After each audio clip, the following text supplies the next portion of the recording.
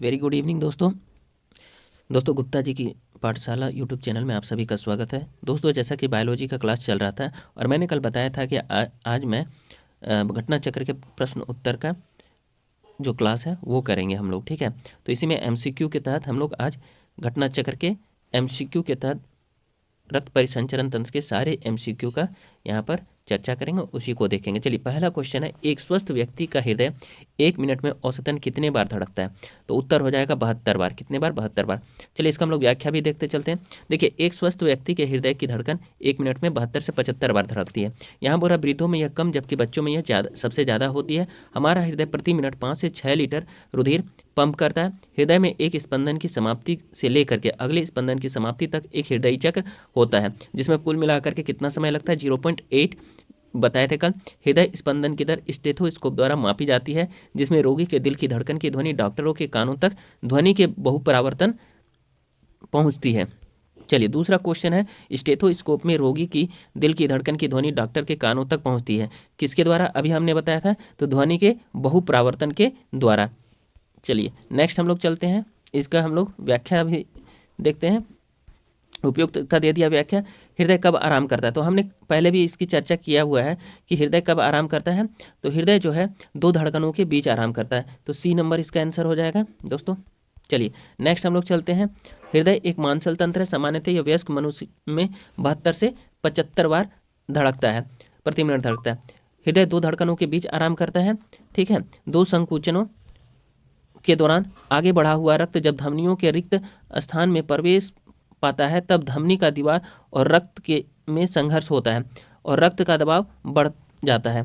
अतः हृदय के 2 संकुचनों के बीच जो है 2 संकुचनों के बीच धमनियों में जो रक्त भरा रहता है उसे विश्रामकालीन रक्तचाप कहते हैं।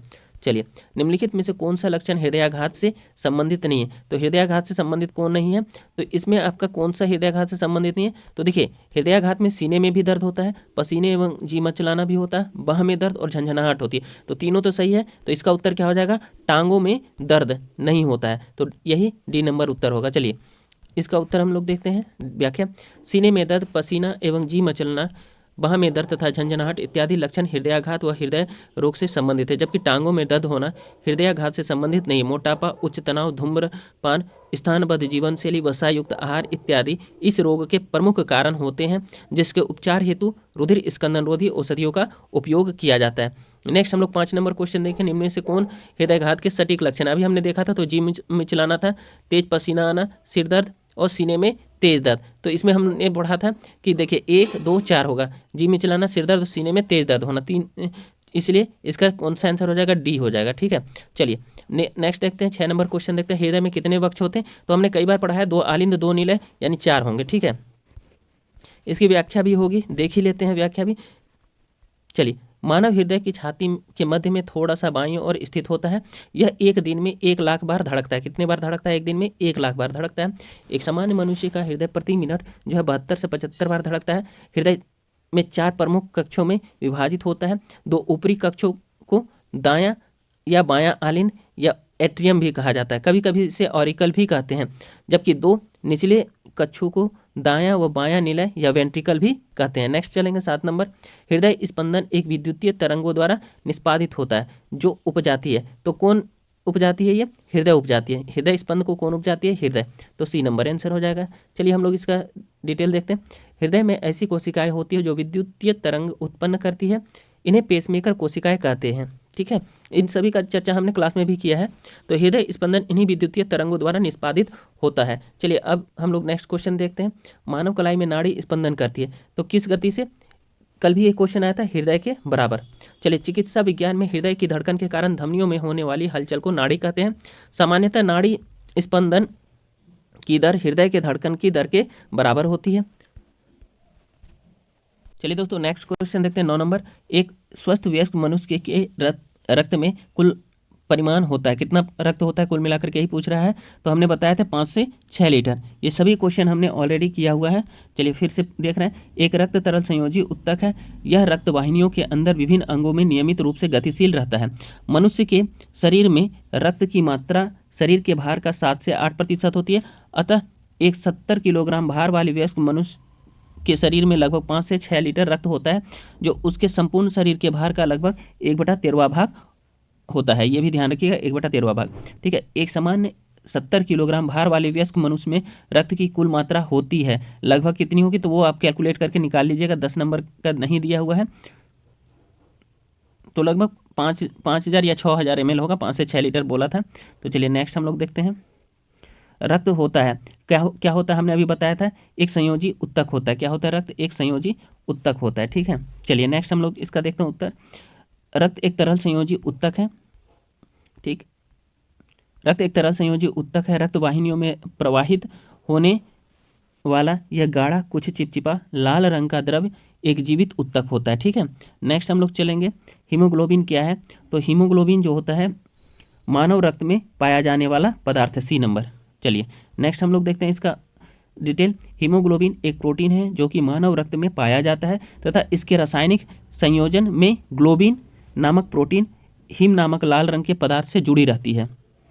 रुधिर का लाल रंग हिम के कारण ही होता है। हिम की वलय में केंद्रीय भाग लोह का होता है और एक सामान्य व्यक्ति में हीमोग्लोबिन की औसत मात्रा 15 ग्राम प्रति 100 मिलीलीटर रुधिर होती है। ठीक है, यह शरीर में गैसों के परिवहन का कार्य करता है, जैसे कि ऑक्सीजन और कार्बन डाइऑक्साइड का। हीमोग्लोबिन के संबंध में निम्नलिखित में से कौन सा कथन सही नहीं है? ध्यान दीजिएगा, कौन सा कथन सही नहीं है? तो यह लाल रंग का होता है, बिल्कुल ठीक है। ठीक है, यह फेफड़े से कोशिका तक ऑक्सीजन का वाहक होता है, ये भी ठीक है। यह कुछ अम्लीय होता है, ये गलत है, यह क्षारीय होता है। और डी नंबर बोल रहा है कि यह जो है उत्तकों से फेफड़े तक कार्बन डाइऑक्साइड को पहुंचाता है। तो देखिए इसमें सही हो जाएगा ए बी डी। तो इसमें बोला कौन सही नहीं है, तो इसमें कौन सही नहीं होगा? तो सी नंबर आंसर हो जाएगा, क्योंकि रक्त जो है क्षारीय होता है। चलिए इसका उत्तर देखते हैं हम लोग डिटेल। हीमोग्लोबिन का पीएच मान 7.1 से लेकर के 7.4 के मध्य होता है। यहाँ थोड़ा मिस्टेक दिया हुआ है, यहाँ 7.35 टू 7.45 याद रखिएगा। ठीक है, हीमोग्लोबिन का पीएच मान 7.35 से 7.45 के मध्य होता है, अर्थात हीमोग्लोबिन कुछ क्षारीय होता है, अतः प्रश्नगत अन्य विकल्प सही है। चलिए रुधिर वर्णिका के संबंध में निम्नलिखित कथनों पर विचार कीजिएगा कि तथा नीचे दिए गए कूट से सही उत्तर चुनिए। तो बोल रहा है कि यहाँ कुछ दिए हुए, इसमें लोह होता है, किसमें? रक्त में। ठीक है, यह रंग रक्त को लाल रंग प्रदान करता है, ये भी ठीक है। यह कुछ रोगों के प्रति प्रतिरक्षा प्रदान करता है और यह ऑक्सीजन का वाहक है, ऑक्सीजन का वाहक भी है। ठीक है, तो 1 2 4 होगा, क्योंकि प्रतिरक्षा प्रदान जो है WBC करता है। 1 2 4 होना चाहिए। 14 नंबर का हम लोग देख लेते हैं आंसर। ठीक है, 1 2 4 सी नंबर। ठीक है, चलिए कुल रुधिर का लगभग 55% भाग प्लाज्मा तथा शेष 45% भाग रुधिराणु होता है। रुधिराणु 3 प्रकार के होते हैं, लाल रक्त कणिका, श्वेत रक्त रुधिराणु तथा प्लेटलेट्स होते हैं। प्लाज्मा में जो है लगभग 91% जल तथा 9% भाग में विभिन्न प्रकार के अकार्बनिक तथा कार्बनिक पदार्थ होते हैं। लाल रुधिराणु कुल रुधिर का लगभग 40% भाग होता है। यह रुधिर का कोशिकीय भाग है। रुधिराणु की लगभग 90% लाल रक्त कणिकाएँ होती है। ये केवल कशेरुकी प्राणियों में ही पाए जाते हैं, लेकिन इसका अपवाद है लामा और ऊँट में भी क्या पाया जाता है? लाल रक्त कणिकाओं में क्या पाई जाती है? तो केंद्रक पाई जाती है। ठीक है, लाल रुधिराणु में नेक्स्ट चलेंगे। लाल रुधिराणु में हीमोग्लोबिन नामक प्रोटीन पाई जाती है। हीमोग्लोबिन ऑक्सीजन का परिवहन करता है। इसमें हिम नामक लाल रंग का पदार्थ पाया जाता है और इसे लाल रंग प्रदान करता है। रोगों के प्रति प्रतिरक्षा प्रदान करने का कार्य किसका होता है? तो श्वेत रक्त कणिकाएं करती है, जिन्हें वीर सिपाही की भी संज्ञा दी जाती है। ठीक है, किसे वीर सिपाही की संज्ञा दी जाती है? तो WBC को। अब नेक्स्ट चलेंगे 15 नंबर क्वेश्चन देखिए। हीमोग्लोबिन के बारे में निम्नलिखित कथनों पर विचार कीजिए। यह रक्त में ऑक्सीजन का संचार करता है, ठीक है। यह लोह युक्त यौगिक है, ये भी ठीक है। यह कुछ रोगों के प्रति प्रतिरक्षा प्रदान करता है, गलत है। यह रक्त को लाल रंग प्रदान करता है, तो 1 2 4 सही हो जाएगा। तो देखिए यहाँ 1 2 4 डी नंबर आंसर सही होगा। चलिए नेक्स्ट हम लोग देखते हैं शरीर में हीमोग्लोबिन का कार्य क्या होता है? तो ऑक्सीजन का परिवहन। सीधा ए नंबर मारिए, आगे निकलेंगे हम लोग। 17 नंबर क्वेश्चन देखेंगे। निम्नलिखित में से किस प्राकृतिक पदार्थ में लोह विद्यमान होता है? तो किस में प्राकृतिक पदार्थ में लोह विद्यमान होता है? तो यहाँ पर हो जाएगा मायोग्लोबिन में। किस में? मायोग्लोबिन में। चलिए डी नंबर। इसका हम लोग अब डिटेल देखते हैं। मायोग्लोबिन लगभग सभी स्तनधारियों, सामान्यतः कशेरुकी प्राणियों के पेशीय उत्तकों में पाया जाने वाला एक प्रोटीन है। लोह इसका आवश्यक घटक है, ठीक है। नेक्स्ट चलते 18 नंबर। किस प्राणी के जीव द्रव्य में हीमोग्लोबिन का विलय हो जाता है? तो कई बार हमने ये क्वेश्चन भी देखा है, तो केंचुआ में हीमोग्लोबिन का विलय हो जाता है। चलिए इसका डिटेल हम लोग देखेंगे। केंचुआ यानी अर्थवर्म एक एनिलिड प्राणी है, ठीक है, जिसमें हीमोग्लोबिन प्लाज्मा में घुला होता है, जबकि अन्य कशेरुकों में यह प्रोटीन यानी हीमोग्लोबिन लाल रुधिर कणिकाओं में पाया जाता है। केंचुए में रुधिराणु रंगहीन तथा केंद्रक युक्त होते हैं, ठीक है। इस जंतु में परिसंचरण तंत्र बंद प्रकार का होता है, ठीक है। चलिए 19 नंबर, रक्त में लाल रंग निम्न से किसके कारण होता है? तो कई बार अभी हमने पढ़ लिया है, तो इसमें हीमोग्लोबिन के कारण। चलिए, रक्त में लाल रंग ऑक्सी हीमोग्लोबिन युक्त रुधिर कणिकाओं आरबीसी के कारण होता है। 20 नंबर क्वेश्चन देखेंगे, लाल रक्त कणिकाओं यानी आरबीसी का रंग होता है, कैसा होता है? तो हीमोग्लोबिन के कारण। किसके कारण होता है लाल रक्त कणिकाओं का रंग? किसके कारण होता है? तो हीमोग्लोबिन के कारण होता है। चलिए 20 नंबर क्वेश्चन हुआ। अब इसका हम लोग देख लेते हैं क्या, तो डिटेल। रक्त एक तरल संयोजी उत्तक है, रक्त वाहिनियों के अंदर विभिन्न अंगों में लगातार बहता रहता है, ठीक है। लाल रक्त कणिकाओं रक्त का एक महत्वपूर्ण घटक है जो फेफड़ों से ऑक्सीजन और हीमोग्लोबिन शरीर के अन्य भागों में ले जाने के लिए जिम्मेदार होती है। चलिए 22 नंबर क्वेश्चन हम लोग देखेंगे, मनुष्य का औसत रक्तचाप कितना होता है? तो 120/80। चलिए डी नंबर होगा आंसर। चलिए, मनुष्य के औसत रक्तचाप मनुष्य का कितना होता है? 120/80 होता है। धमनियों में रक्त जो होता है, रक्तदाब की दो अवस्थाएं होती है। पहले प्राकुंचन दाब होता है जिसको सिस्टोलिक प्रेशर कहते हैं, तथा दूसरे प्रासरण दाब को डायस्टोलिक प्रेशर कहते हैं। सामान्यतः प्राकुंचन दाब 120 और एचजी तथा प्रसारण दाब 120 मिली एचजी होता है। रक्तचाप को डॉक्टर जो है स्फिग्नोमैनोमीटर यंत्र के द्वारा मापता है। चलिए, ये सभी क्वेश्चन हमने पहले भी देखा हुआ है और चर्चा किया हुआ है, तो ये सब आप पहले की क्लास को देख लीजिए, ज़्यादा फायदे में रहिएगा, ठीक है। स्वस्थ मनुष्य का रक्तचाप सिस्टोलिक और डायस्टोलिक होता है। सिस्टोलिक में कितना होता है? 120 मिलीमीटर एचजी होता है, 80 मिलीमीटर एचजी होता है, यानी ए नंबर आंसर हो जाएगा। चलिए 24 नंबर सवाल देखते हैं, इनमें से रक्तदाब का मापक यंत्र कौन सा है? तो रक्तदाब का मापक यंत्र कौन सा है? स्फिग्नोमैनोमीटर है। चलिए सी नंबर।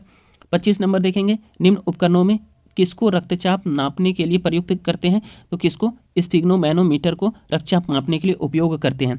किसी व्यक्ति का रक्तचाप 140 mmHg है, तो इस उल्लेख में Hg तात्पर्य है, तो Hg जो सूचक होता है वो मरकरी का होता है, क्योंकि मरकरी का सूचक कौन सा है? Hg ही है।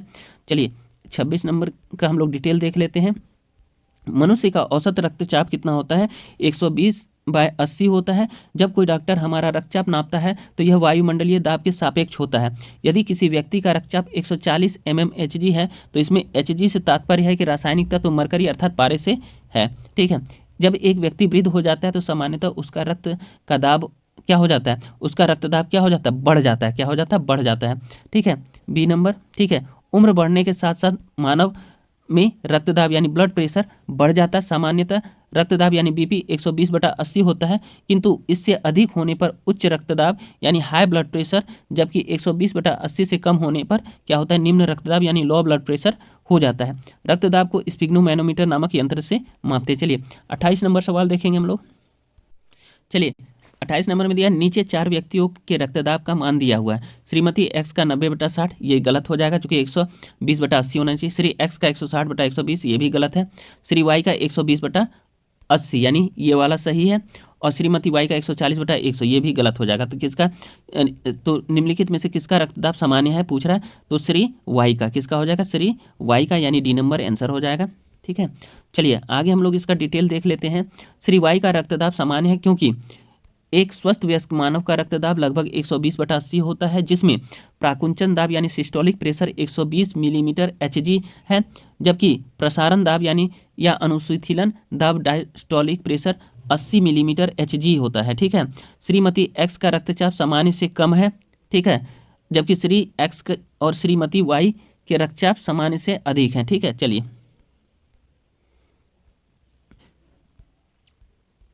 नेक्स्ट हम लोग देखेंगे 29 नंबर क्वेश्चन, हमारे शरीर में रक्त का दाब होता है तो किसके बराबर होता है? अभी हमने पढ़ा था वायुमंडलीय दाब से अधिक। हमारे शरीर में रक्त का दाब कैसा होता है? वायुमंडलीय दाब से अधिक होता है, ठीक है। चलिए बी नंबर आंसर था। चलिए, जब कोई डॉक्टर जो है हमारा रक्तचाप मापता है तो वायुमंडलीय दाब के सापेक्ष होता है। उदाहरण के तौर पर यदि डॉक्टर द्वारा नापा गया रक्तचाप 120 mmHg है, इसका अर्थ यह है कि यह दाब वायुमंडलीय दाब से 120 mmHg अधिक है।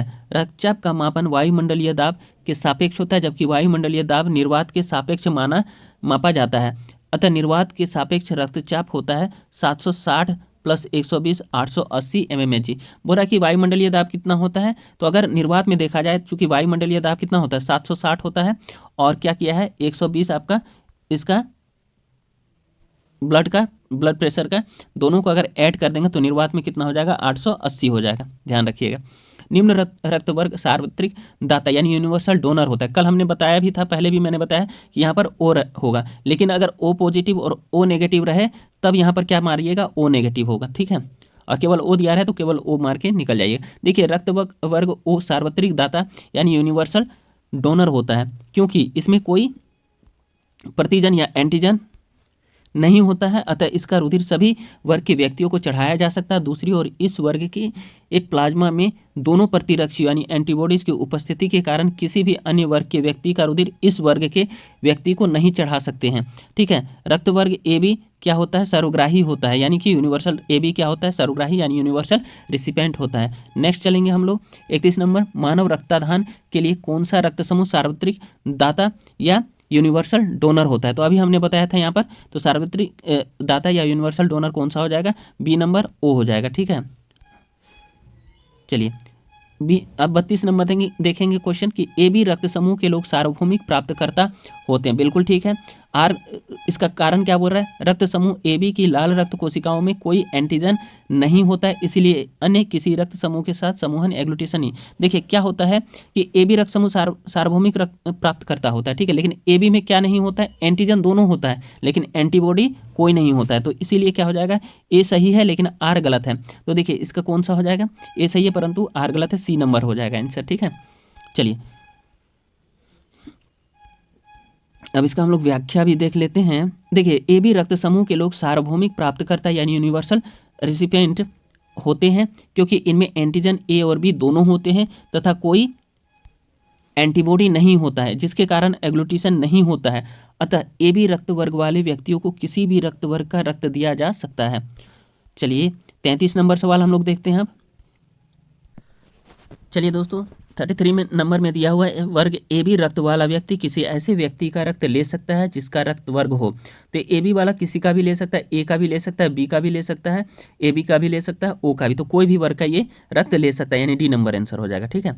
चलिए 34 नंबर सवाल बोल रहा है कि ए बी रक्त वर्ग वाले व्यक्ति को कभी कभी सार्विक रक्त आदाता कहा जाता है, क्योंकि उसके रक्त में प्रतिपिंड यानी एंटीबॉडी का अभाव होता है, ठीक है, इसमें कोई भी एंटीबॉडी नहीं पाया जाता है, इसलिए देखिए आंसर क्या हो जाएगा, बी नंबर।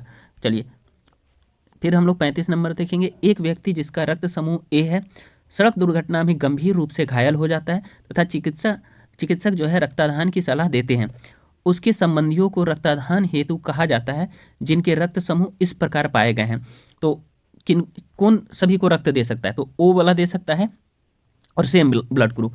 तो देखिए इसमें पत्नी दे सकती है, पुत्री दे सकती है, और इनका रक्त समूह क्या है, ए, तो पुत्र दे सकते हैं, यानी 1 3 और 4 तीनों हो जाएंगे। तो बोला कौन से संबंधी उस घायल व्यक्ति को रक्तदान हेतु रक्तदान कर सकते हैं। तो देखिए हमने बताया था 1 3 और 4, तो देखिए डी नंबर 1 3 और 4 आंसर हो जाएंगे।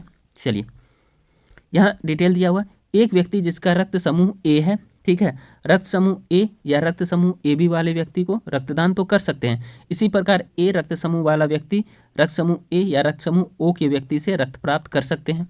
चलिए 36 नंबर सवाल देखेंगे। एक मनुष्य दुर्घटनाग्रस्त हो जाता है और उसे रक्तदान की आवश्यकता होती है, किंतु उसके रक्त समूह का परीक्षण करने का समय नहीं है। निम्नलिखित में से कौन सा रक्त समूह उसे दिया जा सकता है। तो सभी कोई जान रहे हैं कि ओ किसी भी व्यक्ति को दिया जा सकता है, तो देखिए ऑप्शन में होगा तो वही ओ होना चाहिए। चलिए तो ओ नेगेटिव, देखिए अब यहाँ सार्वत्रिक दाता यहाँ क्या दिया ऑप्शन में, ओ नेगेटिव, तो यहाँ ओ नेगेटिव हो जाएगा, ठीक है। चलिए बी नंबर देखिए 1900 ईस्वी में डिटेल देखते हैं। 1900 ईस्वी में कार्ल एंड स्टीनर ने 4 रक्त समूहों की खोज की जिसका नाम था ए बी ए बी और ओ था, ठीक है, की खोज की। बाद में रिसर्च बंदर में एक अलग फैक्टर ढूंढा गया जिसे RH फैक्टर नाम दिया गया।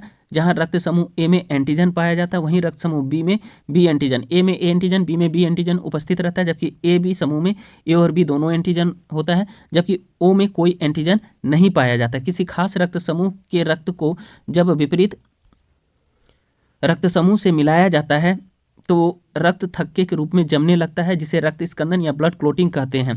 क्योंकि ओ नेगेटिव जो है समूह के रक्त में न कोई एंटीजन उपस्थित रहता है और न ही RH फैक्टर होता है, अतः इस रक्त समूह का रक्त किसी भी व्यक्ति को देने पर कोई स्कंदन नहीं होता, कोई ब्लड क्लोटिंग नहीं होगा। ठीक है, चलिए 37 नंबर क्वेश्चन देखते हैं। अज्ञात रुधिर वर्ग का एक व्यक्ति गंभीर रूप से दुर्घटनाग्रस्त हो जाता है और उसे तुरंत रक्तदान की जरूरत पड़ती है। अस्पताल में आसानी से उपलब्ध निम्नलिखित रुधिर वर्गों में से किस एक का रक्तदान के लिए उपयोग सुरक्षित है? ORH नेगेटिव हो जाएगा। ठीक है, ORH नेगेटिव, जिसमें RH फैक्टर नहीं है। चलिए नेक्स्ट देखते हैं। 38 नंबर, एक व्यक्ति दुर्घटना में घायल हो गया, उसके रक्त समूह की जांच के लिए समय नहीं है, उसे इनमें से कौन सा खून दिया जाना चाहिए? तो ये भी क्वेश्चन वही हो जाएगा, ORH नेगेटिव हो जाएगा, C नंबर। चलिए अब देखते हैं 39 नंबर, रक्त समूहों की खोज किसने की थी? तो रक्त समूह की खोज हमने कितनी बार बोला है? कार्ल लैंडस्टीनर ने की थी। ठीक है, और विलियम हार्वे ने रक्त परिसंचरण तंत्र की खोज की थी। विलियम हार्वे ने किसकी खोज की थी? रक्त परिसंचरण तंत्र की, यानी ब्लड सर्कुलेशन की खोज जो है किसने? सर्कुलेशन सिस्टम का जो खोज किया था विलियम हार्वे ने किया था। लेकिन रक्त समूह यानी ब्लड ग्रुप की खोज किसने? कार्ल लैंडस्टीनर, इसलिए D नंबर आंसर हो जाएगा। और ब्लड प्रेशर की खोज हेल्स ने किया था। चलिए D नंबर हो गया इसका आंसर। इसका अब हम लोग डिटेल देखते हैं। D नंबर हो गया। उपयुक्त प्रश्नों की व्याख्या देख लीजिए। ठीक है, RH फैक्टर का नाम संबंधित है, तो हमने इसकी चर्चा की थी एक प्रकार का बंदर से, रिसस नामक बंदर से। ठीक है, C नंबर आंसर हो जाएगा। माता गर्भस्थ शिशु RH रक्त प्रकार विसंगति की समस्या उत्पन्न हो सकती है यदि माता खाली स्थान है एवं उसका गर्भस्थ शिशु कैसा रहेगा? तो RH हीन और RH सहित में। ठीक है, RH हीन और RH सहित में, यानी RH नेगेटिव और RH पॉजिटिव में। ठीक है, चलिए RH तत्व का लक्षण भी अनुवांशिक होता है। ठीक है, इसकी वंशगति मेंडेलियन नियमों के अनुसार 2 एलीली जीन्स द्वारा होती है, यानी कैपिटल R और स्मॉल r। इनमें जीन RH पॉजिटिव लक्षण होते हैं, जबकि gene small r RH minus यानी RH नेगेटिव लक्षण पर प्रबल डोमिनेंट होता है। RH हीन माने RH नेगेटिव माता जीनोटाइप RR होगा, RH पॉजिटिव पिता जीनोटाइप RR या R और कैपिटल R और स्मॉल r होंगे। ठीक है, माता के अंडाणु देख लीजिए, इसका दिया हुआ है माता के अंडाणु और पिता के शुक्राणु। देखिए इसका पूरा संरचना दिया है, ये सभी संतानें RH पॉजिटिव होंगी। ठीक है, और यहाँ पर सभी आधी संतानें RH तथा आधी संतानें RH नेगेटिव। बोला अगर दोनों का सेम रहेगा तो क्या होगा? सभी संतानें RH पॉजिटिव होंगी, पॉजिटिव रहेगा। और अगर यदि दोनों का अपोजिट रहेगा तो आधी संतानें RH पॉजिटिव और आधी संतानें RH नेगेटिव होंगी। ठीक है, चलिए अतः माता गर्भस्थ शिशु RH रक्त प्रकार विसंगति यानी एरिथ्रोब्लास्टोसिस फिटेलिस की समस्या उत्पन्न हो सकती है यदि माता RH नेगेटिव एवं उसका गर्भस्थ शिशु RH पॉजिटिव हो। ठीक है, चलिए नेक्स्ट हम लोग देखते हैं। एक विवाहित दंपत्ति ने एक बालक को गोद लिया, इसके कुछ वर्ष उपरांत उन्हें जुड़वा पुत्र हुए। दंपत्ति में एक का रक्त वर्ग AB पॉजिटिव है और दूसरे का O निगेटिव है। तीनों पुत्रों में से एक का रक्त वर्ग A पॉजिटिव, दूसरे का B पॉजिटिव और तीसरे का O पॉजिटिव है। गोद लिए हुए पुत्र का रक्त वर्ग क्या होता है? देखिए यहाँ क्वेश्चन में क्या बोला है कि एक को तो उन्होंने क्या लिया? गोद लिया था। ठीक है, और दंपत्ति में एक का रक्त वर्ग AB है और दूसरे का O है, तो A हो सकता है, B हो सकता है, O हो सकता है। ठीक है, तो एक का बोला एक का A है, दूसरे का B है और तीसरे का O है, तो देखिए O नहीं होगा, क्योंकि O में कोई एंटीजन नहीं होता, तो जो गोद लिया हुआ बच्चा उसका O क्या होगा? O पॉजिटिव होना चाहिए। ठीक है, A नंबर देखते हैं। हाँ ठीक है, आंसर सही है। 42 नंबर का हम लोग देखते हैं। दंपत्ति में एक का रक्त वर्ग AB पॉजिटिव और दूसरे का O नेगेटिव होने पर उनके जुड़वा पुत्रों के रक्त वर्ग A पॉजिटिव और B पॉजिटिव होंगे। इस प्रकार स्पष्ट है कि तीसरे लिए गोद लिए पुत्र का रक्त वर्ग O पॉजिटिव है। चलिए नेक्स्ट हम लोग चलेंगे। यदि एक पिता का रक्त वर्ग A है और माता का O, तो बताइए कि उसके पुत्र का निम्नलिखित में से कौन सा रक्त वर्ग होगा? सीधी सी बात है O होगा, क्योंकि माता वाला ज़्यादा आने की संभावनाएं होती है, तो C नंबर हो जाएगा। ठीक है, चलिए यदि जनक में से पिता का रक्त वर्ग यानी ब्लड ग्रुप A है, ठीक है, और माता का रक्त वर्ग O हो, तो उनके पुत्र का रक्त वर्ग क्या होगा? O अथवा A होगा, दोनों में से कोई भी हो सकता है। लेकिन बर्नस्टीन ने यह पता लगाया 1924 ईस्वी में कि ABO रुधिर वर्ग मनुष्य का एक अनुवांशिक लक्षण होता है, अतः संतान में मेंडल के नियमों के अनुसार जनक से प्राप्त जीन्स के आधार पर ही विकसित होता है। चलिए नेक्स्ट हम लोग देखेंगे, यदि चलिए 44 नंबर, किसी एक सामान्य व्यक्ति का रक्त का पीएच स्तर क्या होता है? तो अभी हमने बताया था 7.35 से 7.45 के बीच में।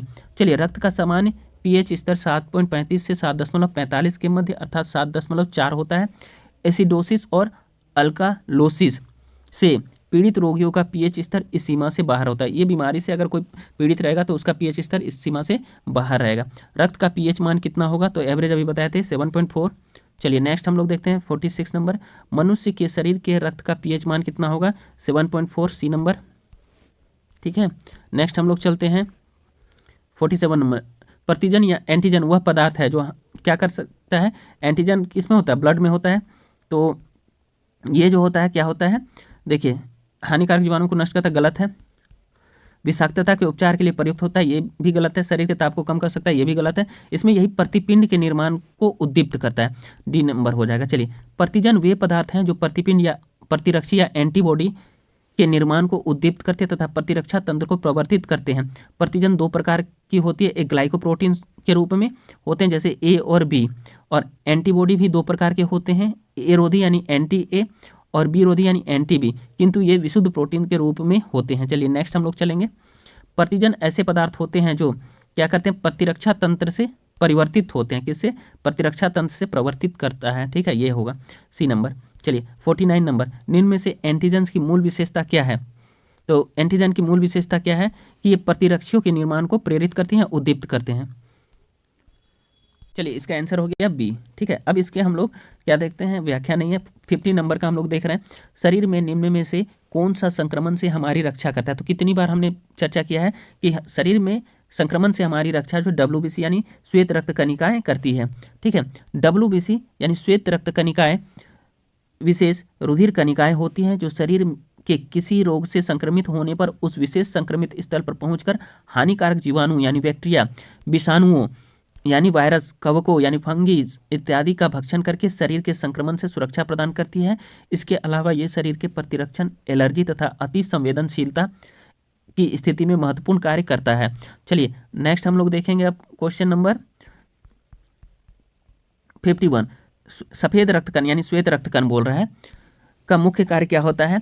तो रोग प्रतिरोधक क्षमता धारण करना। ठीक है, चलिए नेक्स्ट हम लोग देखते हैं, रुधिर के प्लाज्मा में निम्नलिखित में से किसके द्वारा एंटीबॉडी निर्मित होती है? तो किनके द्वारा एंटीबॉडी निर्मित होती है? इओसिनोफिल से। किससे? इओसिनोफिल से।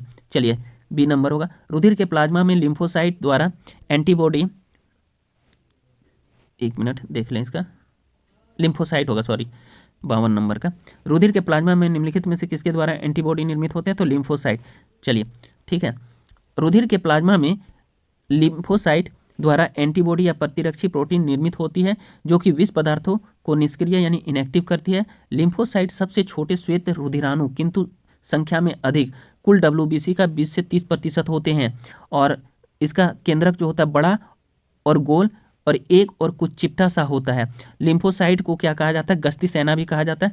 लिम्फोसाइट गश्ती सेना की भांति समस्त शरीर में घूमती रहती है तथा सुरक्षा तंत्र के सारे भागों के बीच सामंजस्य स्थापित करती है। ये प्रायः रक्त के संचलन में भी सहायक होते हैं। लिम्फोसाइट दो प्रकार के होते हैं, T और B लिम्फोसाइट। ठीक है, चलिए निम्नलिखित में से कौन रक्त के संचलन में मदद करता है? तो रक्त के संचलन में कौन मदद करता है? लिम्फोसाइट। ठीक है, चलिए मनुष्य के शरीर के किस अंग में लिम्फोसाइट का निर्माण होता है? तो यहाँ पर हो जाएगा यकृत, अस्थिमज्जा, तिल्ली, नहीं दो, ये लिम्फोइड नोड में होते हैं तो इसीलिए ई नंबर हो जाएगा। ठीक है, देखते हैं इसका डिटेल क्या है। मनुष्य के शरीर में तिल्ली या प्लीहा, देखिए 2-3 जगह में होता है। मनुष्य के शरीर में तिल्ली या प्लीहा, थाइमस ग्रंथि, अस्थि मज्जा आदि में लिम्फोसाइट का निर्माण होता है। लिम्फोसाइट एक प्रकार का श्वेत रक्त कणिकाएं होती है जो गश्ती सेना की भांति समस्त शरीर में घूमती रहती है तथा सुरक्षा तंत्र के सारे भागों के बीच सामंजस्य स्थापित करती है। ठीक है, चलिए अब हम लोग देखेंगे एक नेक्स्ट क्वेश्चन, कितना नंबर है? 55 नंबर, प्रतिरक्षा यानी असंक्राम्यता का सर्वाधिक संबंध किससे? तो लिम्फोसाइट से। ए नंबर उत्तर हो जाएगा। चलिए 56 नंबर, मानव रक्त की श्यानता का कारण क्या होता है? मानव रक्त की श्यानता का कारण रक्त में प्रोटीन की मात्रा होती है। ठीक है, ए नंबर आंसर हो जाएगा। 56 नंबर का हम लोग डिटेल देते हैं। मानव रक्त की श्यानता मुख्यतः प्लाज्मा में प्रोटीन हिमेटोक्रिट, एक मिनट जी, हाँ, हिमाटोक्रिट यानी रक्त में लाल रुधिर कणिकाओं का आयतन प्रतिशत आदि पर निर्भर करती है। रक्त में श्वेत रुधिर कणिकाओं एवं प्लेटलेट्स यानी बिंबाणु की उपस्थिति का उसकी श्यानता पर कोई खास प्रभाव नहीं पड़ता। यानी WBC और प्लेटलेट्स का इसकी श्यानता पर कोई प्रभाव नहीं पड़ेगा, लेकिन किस पर? तो प्लाज्मा में प्रोटीन और हिमोटोक्रिटिन जो होता है RBC में, इन्हीं दोनों का क्या होता है, इसी पर निर्भर करता है। चलिए नेक्स्ट हम लोग चलेंगे। मानव के श्वेत रक्त कणों यानी WBC का व्यास कितना होता है? 0.00 क्या होता है? 7 होता है, सी नंबर मिलीमीटर में। ठीक है। श्वेत रक्त कण प्रायः मनुष्यों में पाए जाते हैं। इनकी संख्या जो होती है लाल रक्त कणों से कम होती है। ये दो प्रकार के होते हैं, कणिका में तथा कणिका विहीन होते हैं। श्वेत रक्त कण हमारे शरीर का प्रतिरक्षा तंत्र बनाते हैं।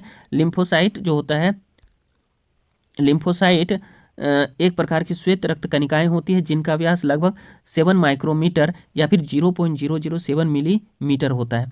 58 नंबर क्वेश्चन देखेंगे हम लोग। रुधिर में श्वेत रक्त कणिकाओं की अत्यधिक मात्रा में उपस्थिति को रोग विज्ञान की भाषा में क्या कहते हैं? तो इसको क्या कहते हैं? ल्यूकेमिया कहते हैं। कल भी बताए थे, अगर WBC की संख्या बढ़ जाती है ल्यूकेमिया हो जाती है, यानी कौन सा? ब्लड कैंसर जिसको कहते हैं वो हो जाती है। चलिए, ल्यूकेमिया को रक्त कैंसर या ब्लड कैंसर भी कहते हैं, जिसमें रुधिर में श्वेत रक्त कणिकाओं यानी व्हाइट ब्लड क्लप्सल्स की संख्या आवश्यकता से अधिक बढ़ जाती है। चलिए नेक्स्ट हम लोग 59 नंबर देखेंगे। लाल रक्त कणिकाएं मुख्यतः बनती है, कहाँ पर बनती है? कितनी बार हमने चर्चा किया? अस्थि मज्जा में। ठीक है। चलिए अब इसका 59 का हम लोग क्या कर लेते हैं, डिटेल देख लेते हैं। लाल रक्त कणिकाएं श्वसन अंगों से ऑक्सीजन लेकर इसे सारे शरीर में पहुंचाने का काम करती है। लाल रक्त कणिकाएं अस्थि मज्जा में विकसित होती है तथा मनुष्य के शरीर में लगभग 120 दिनों तक प्रसारित होती रहती है। तिल्ली या प्लीहा पुरानी रक्त कणिकाओं को नष्ट करने का कार्य करता है। यानी अस्थि मज्जा में इसका निर्माण होता है और प्लीहा में इसकी मृत्यु होती है। ठीक है, इसीलिए प्लीहा को क्या कहा जाता है? RBC का कब्रगाह कहा जाता है। और इसका जीवन काल कितना होता है? 120 दिनों का। नेक्स्ट चलेंगे। WBC का बनना तथा RBC का विनाश। तो WBC का बनना और RBC का विनाश कहाँ होता है? प्लीहा में। ठीक है, इसीलिए तो RBC का कब्रिस्तान कहा जाता है प्लीहा को। चलिए, शरीर में लाल रक्त कणिकाओं का जीवन काल लगभग 120 दिनों का होता है। इसके बाद प्लीहा में इनका विनाश हो जाता है। लिम्फोसाइट तथा न्यूट्रोफिल श्वेत रक्त कणिकाओं के दो प्रमुख प्रकार हैं। लिम्फोसाइट का निर्माण प्लीहा, लसिका ग्रंथि और थाइमस ग्रंथि तीनों में होता है। न्यूट्रोफिल्स का निर्माण अस्थि मज्जा में होता है। ठीक है। चलिए, रक्त ग्लूकोज स्तर सामान्यतः व्यक्त किया जाता है, मतलब ब्लड में बोलता है जो रक्त ग्लूकोज की मात्रा होती है वो किस में व्यक्त किया जाता है? मिलीग्राम प्रति डेसीलीटर में, मिलीग्राम पर डेसीलीटर में की जाती है। ठीक है। चलिए, B नंबर हो गया। रक्त ग्लूकोज या शर्करा का स्तर मिलीग्राम प्रति डेसीलीटर में व्यक्त किया जाता है। रक्त में ग्लूकोज की सामान्य मात्रा 100 मिलीग्राम यानी 0.1 ग्राम प्रति 100 मिली होती है। कितनी? 100 मिलीग्राम 0.1 ग्राम प्रति 100 मिली होती है। रक्त ग्लूकोज के नियमन के लिए अग्नाशय से इंसुलिन नामक हार्मोन का स्राव होता है। अग्नाशय से इसको कंट्रोल करने के लिए ग्लूकोज को क्या होता है? इंसुलिन नामक हार्मोन का स्राव होता है। इस हार्मोन की कमी से रक्त में ग्लूकोज की मात्रा 300 से 500 मिलीग्राम प्रति 100 मिली रुधिर तक बढ़ जाती है, जिससे मधुमेह का रोग या डायबिटीज मिलिट्स का रोग हो जाता है। ठीक है। रक्त शर्करा में का स्तर सामान्यतः प्रदर्शित किया जाता है। अभी हमने तुरंत पढ़ा है मिलीग्राम प्रति डेसीलीटर में, यानी B नंबर आंसर हो जाएगा। ठीक है। चलिए, हृदय को रक्त का संभरण करने वाली धमनियां कहलाती है। क्या कहलाती है? तो ये हृदय धमनी कहलाती है। ठीक है। चलिए नेक्स्ट हम लोग 63 का डिटेल देख लेते हैं, कुछ दिया है कि नहीं। हृदय को रक्त संभरण करने वाली धमनियां हृदय धमनी या कोरोनरी आर्टरीज कहलाती है, जो कि शुद्ध रुधिर को स्वयं हृदय की दीवार तक पहुंचाने का काम करती है। स्तनियों का हृदय जो है 4 कोष्ठकों में बटा होता है, जिसमें 2 आलिंद तथा 2 निलय पाए जाती है, जबकि फुफ्फुस धमनियां हृदय से फेफड़ों तक रक्त पहुंचाती है। फुफ्फुस धमनियां हृदय से फेफड़ों तक रक्त पहुंचाती है, ध्यान रखिएगा। रक्त का थक्का बनने में फाइब्रिन में परिवर्तन में भाग लेने वाला एंजाइम कौन सा है? तो कई बार हमने चर्चा किया है, इसमें थ्रोम्बिन आंसर हो जाएगा, C नंबर। चलिए, रक्त का थक्का यानी ब्लड क्लोटिंग बनने की प्रक्रिया एक जटिल प्रक्रिया है, रासायनिक प्रक्रिया होती है। ठीक है, जटिल रासायनिक प्रक्रिया होती है जिसे 3 चरणों या स्टेप्स में बांटा गया है। इसके अंतिम चरण में थ्रोम्बिन जो होता है एक एंजाइम की भांति कार्य करके प्लाज्मा की घुलनशील फाइब्रिनोजन प्रोटीन के फाइब्रिन नामक अघुलनशील प्रोटीन अणुओं में संश्लेषण को प्रेरित करता है। और रुधिर का स्कंदन की क्रियाविधि का स्पष्ट विवरण हावेल ने दिया था। इसकी क्रियाविधि का वर्णन किसने किया था? रुधिर के स्कंदन का तो हावेल ने दिया था। ठीक है। चलिए, यानी ब्लड क्लोटिंग का जो व्याख्या किया था वो किसने किया था? हावेल ने। लेकिन ब्लड प्रेशर को हेल्स ने खोजा था, ये ध्यान रखिएगा। किस शारीरिक प्रक्रम से थ्रोम्बिन का संबंध है? तो किससे संबंध है? रक्त जमाव से है। ठीक है। 66 नंबर देखेंगे, प्लाज्मा में जल का प्रतिशत कितना होता है। प्लाज्मा में लगभग 90% के आसपास या 90 से लेकर के 92 के बीच में होता है, तो 90% हम लोग यहाँ कह सकते हैं। चलिए, रक्त प्लाज्मा रक्त का पीले रंग का तरल घटक है जिसमें संपूर्ण रक्त की रक्त कोशिकाएं सामान्य रूप से निलंबित रहती है। प्लाज्मा कुल रक्त की मात्रा का लगभग 55% तक होता है। प्लाज्मा में लगभग 91 से 92% अंश जल का होता है तथा शेष 8 से 9% भाग में विभिन्न प्रकार के कार्बनिक और अकार्बनिक पदार्थ होते हैं। ठीक है, चलिए 67 नंबर हम लोग देखें, किसी सामान्य व्यक्ति में रक्त के संदर्भ में निम्नलिखित में से कौन सा कथन सही है। तो धमनियों की तुलना में, सही पूछ रहा है ना, धमनियों की तुलना में, अभी कितना क्वेश्चन है वो,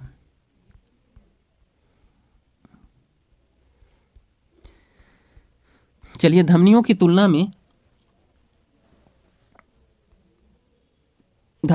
में सिराओं की संख्या कम होती है और उनमें हर समय शरीर के रक्त की कम मात्रा रहती है। गलत है ये। रक्त की कुल मात्रा का 70% रक्त कोशिकाओं के रूप में होता है। गलत है। 45%, ठीक है ना, 45%, तो ये भी गलत हो जाएगा।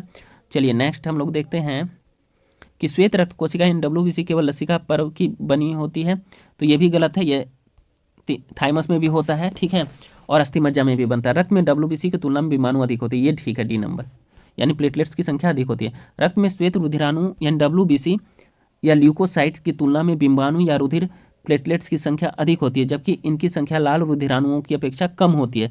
लाल रुधिराणुओं की औसत संख्या पुरुषों में हमने बताया था 45 से लेकर के 55 लाख, यानी लगभग 54 लाख प्रति क्यूबिक मिलीमीटर यहाँ दे रहा है, ठीक है, और स्त्रियों में 48 लाख प्रति क्यूबिक मिलीमीटर होता है। रक्त श्वेत रुधिराणु यानी 5000 से लेकर के 11000 प्रति क्यूबिक मिलीमीटर रक्त, जबकि रुधिर प्लेटलेट्स की संख्या 1.5 लाख से लेकर के 5 लाख प्रति क्यूबिक मिलीमीटर रक्त होती है, ठीक है, रक्त में होता है। चलिए नेक्स्ट हम लोग देखेंगे 68 नंबर, कटे स्थानों, ए नंबर बोरा कथन है कि कटे स्थानों से रक्त प्रवाह रोकने के लिए फिटकरी का उपयोग किया जाता है, ठीक है।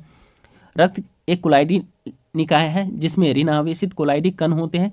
फिटकरी के एल्युमिनियम आयनों की शक्ति अधिक होती है, अतः रक्त स्कंदित हो जाता है। तो इसमें क्या हो जाएगा, इसका आंसर हो जाएगा कि दोनों सही होगा, ए और आर दोनों सही है, जबकि आर एक ही सही व्याख्या है। चलिए यहाँ देख लेते हैं, फिटकरी एक क्या है, रंगहीन क्रिस्टलीय पदार्थ है, ठीक है, रंगहीन क्रिस्टलीय पदार्थ है। फिटकरी में उपस्थित एल्युमिनियम आयनों की अधिक स्कंदन शक्ति के कारण यह रक्त प्रवाह रोकने के लिए प्रयोग की जाती है।